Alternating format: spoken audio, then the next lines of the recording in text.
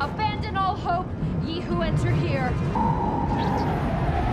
When the Chilling Adventures of Sabrina started airing on Netflix, it wasn't what fans of the comic book and the previous TV show were expecting. The world of Sabrina Spellman on Netflix was darker and filled with more maleficent characters. This much darker tale on the beloved characters has a horror genre approach that is downright spooky. The twist was surprising at the beginning, but proved to be not only popular, but also critically acclaimed. With the next batch of episodes just released on Netflix and available for streaming, we thought it would be a good idea to have a list of things people don't know about the making of the series, its origins, and all the magical things that influenced the show. But first, a simple reminder on how to enter our brand new giveaway. We are giving away either an iPhone X Max, the new iPad mini, or a MacBook Pro. It's all your choice, so be sure to leave a like, comment the keyword, subscribe, and turn on notifications to enter this giveaway. It's really that simple. Before bagging the role of Sabrina, lead star Kiernan Shipka was worried about her career. Kiernan Shipka, the lead star of the series, was born on November 10th, 1999. Before starring as the popular character Sabrina, she was best known for her role in Mad Men as Sally Draper. As part of the cast, she won the Screen Actors Guild Award for Outstanding Performance by an Ensemble in a Drama Series. She also worked on The Unbreakable Kimmy Schmidt and Feud, and starred in a few movies such as Flowers in the Attic, Carriers, and The Blackcoat's Daughter. She was worried about her career before she scored the role of Sabrina. She was frustrated because she thought that things weren't going her way. She was hustling hard, but offers weren't coming. When she got the role of Sabrina, she knew she couldn't give it up. Shipka was almost cast as Betty Cooper. Shipka was initially considered for the role of Betty Cooper on another Netflix series, Riverdale. The people behind the show thought she was iconic in Mad Men, so they were wondering if she would be interested in doing Betty. However, Lily Reinhart ended up with the role. Before the script was even written for the series, Shipka had made lasting impressions on everyone, so she was in the running for the lead role. As the show moved from the CW to Netflix, the showrunner began writing the script with Shipka in mind. There are real pagans who are part of the show's production staff. Paganism is a term that was first used to describe people who practice polytheism, or those who worship more than a single deity in the 4th century. The production staff of CAOS includes real pagans, and their personal experiences have come in handy. One of them even uses a protection spell. Lisa Soper used salts and crystals, and even burned sage, as well as made a sacred circle. She relates that the crew goes out of their way to ensure that they don't disturb her stuff so as not to mess up the protective circle. Sabrina shares the same universe as Riverdale. One of the glaring similarities between Sabrina and Riverdale is that both are comic book adaptations with a much darker tone than their source materials. The two shows are both in the same universe and are just towns apart. If you watch both shows closely, you will see Easter eggs thrown in. Several characters in Sabrina reference the town of Riverdale by name, and some eagle-eyed fans even spotted subtler allusions. One good example can be found in one of the bookshelves of Baxter High. There is a familiar carving of a crown, and the words "Jughead was here." Aside from the numerous references on both shows, the creators of both shows also thought it would be a good idea to tease the fans with crossovers. Although no witches flew to Riverdale, Ben Button, the character who tragically died in Riverdale, showed up on Mrs. Wardwell's doorstep to deliver pizza. Had it ended up on the CW, the show would have been very different. The show was supposed to run on the CW, and had it ended up on its original network, it would have been very different. CAOS, as we know it, is not afraid to talk about dark subjects. Season 1 alone, with several scenes of sisters killing each other in the backyard, is proof enough of that. This is because the show was, as most of us know already, based on a horror comic. And what horror comic doesn't tackle dark stuff? The CW, on the other hand, is home to shows such as Supernatural, Charmed, and the originals. Although those shows are about magic and the fight between good and evil, they weren't as dark as Sabrina. Although Sabrina fit into the theme, the producers were bent on pushing the envelope when it came to dark humor, and they wanted to use a lot of horror imagery, which the network execs at the CW weren't too keen on. The rest, as they say, is history. The Satanic Church sued the show. The entertainment industry has its fair share of lawsuits from individuals, as well as organizations. CAOS started well, and although the show had a dark theme, it didn't ruffle any feathers. However, all that changed when the actual Satanic Church decided to sue it. Apparently, the real-life Satanic Temple had concerns about the statue of Baphomet, used in the Academy of the Unseen Arts. They said it closely resembled a statue in their headquarters. They were also concerned about how the show depicted dark arts, featuring cannibalism and necromancy. They didn't want the show to reflect badly on real Satanists, as well as the teachings they follow. Talk about surprising. At the heart of the show is the coming-of-age story of a girl. girl. The show may have a plethora of spells, ample amounts of magic, and enough horror to scare viewers. But at the heart of it all is the coming-of-age story of a young girl. Sabrina also goes through the hardships that every teenage girl in the world can understand. She feels a lot of pressure as she turns 16 because she has to sign her name in the Dark Book and commit herself fully to the world of witchcraft and the Dark Lord, which also means that she has to leave the mortal world behind her. Teenagers can resonate with her starting to question things and her curiosity. Although the show deals with themes that normal teenagers don't deal with, the things that happen to Sabrina are analogies of a typical experience during a person's teen years. Michelle Gomez, the actress who plays Sabrina's satanically possessed teacher, sums it up very well. She says that what happens to Sabrina happens to all teenagers crossing the threshold to adulthood and embracing the responsibilities that come with it. They used real spells on the show. Lisa Soper, the pagan member of the production staff, said that the show's writers were sticklers when it came to the rituals. She also shared that the actual spells used on the show came from history. They didn't just make up words that sounded good together. The characters used only real spells that came from Soper's collection of spell books and religious history. Naturally, some cast members were hesitant to use real spells. They didn't want to attract otherworldly, malignant beings to follow them home and inflict danger after they were done with filming. Tati Gabrielle, the actress who portrays Prudence, even came up with an end-of-day ritual to ward off evil beings. She shared that she does smudging to cleanse her energy after she is done with filming. It seems that you can never be too careful when doing a show about evil. Kiernan Shipka is allergic to one of her co-stars. Shipka is, unfortunately, allergic to cats. As we already know, one of the most important characters in the series is her cat Salem. There are at least 5 different cats that play Salem, and Shipka has confirmed that she is allergic to at least one of them. She learned this when she broke out in hives after picking one of them up. She famously joked that the cat is the only cast member that she doesn't get along with. At one time, the allergic reaction got so bad that some of the people behind the show thought of giving Sabrina a different familiar. However, Sabrina is not Sabrina if Salem became a god. They decided to stick with the cat and even tweeted a photo of a cat to confirm it's in the show. Nothing but love from one Sabrina to another. Although the original Sabrina, Melissa Joan Hart, said that the current show doesn't appeal to her as she is too old for it and her kids are too young to watch it, she has nothing but love for Kiernan Shipka. She is all love for the young actress, and she is happy that the character lives on. She told E! News that it's like a sisterhood when girls play the same character. She thinks that it's probably the same thing with all the men who have played James Bond on screen. Hart even recorded a message in a promotional Netflix video and gave words of wisdom to the younger witch. She said that from one Sabrina to another, if Shipka was ever given the choice between a broom and a vacuum, the latter should choose a vacuum. The show hints that the Spellmans are related to Samantha Stevens of Bewitched. Most of the show's fans think that a scene in the first episode might be a hint that Sabrina is related to Samantha Stevens, the iconic role played by Elizabeth Montgomery on Bewitched, the 1960 series. In that said scene, Sabrina's aunt, Aunt Hilda, is telling her how handsome her father was. Sabrina replied that her father could have been a movie star if he'd only chosen cousin Montgomery. Fans everywhere interpreted this to mean that the Spellmans and the Montgomerys are related. We'll never know, but the fans could be onto something. So there you go, warlocks and witches. Those are the unrevealed facts from the set of the Chilling Adventures of Sabrina. There are plenty of twists and turns to look out for with the beginning of Season 4, so hold on to your brooms.